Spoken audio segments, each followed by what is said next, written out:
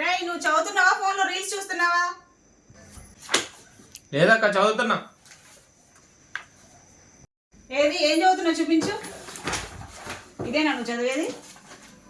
నువ్వు పుస్తకం మీద మొబైల్ పెట్టుకొని చూసే విధానం చూస్తుంటే పుస్తకం నాతో ఇలా అంటుంది, ఏమనక్క? అమ్మా నన్ను దయచేసి వీళ్ళ చేతుల నుంచి రక్షించండి అని. నిజమా అక్క? ఇంకా చదవడం స్టార్ట్ చేయాల్సిందే. ఇంకెప్పుడు? రేపు ఎగ్జామ్ కదా, ఈరోజు నైట్ 11:59కి స్టార్ట్ చేస్తా. నువ్వు ఆ టైంలో చదవడం స్టార్ట్ చేస్తే నిద్రలో నీ ఫ్యూచర్ కనిపిస్తుంది. అరే సాయి, పబ్జీలో రూమ్ ఆడతాం రారా? ఏం ఆడతారు మీరు? పబ్జీ.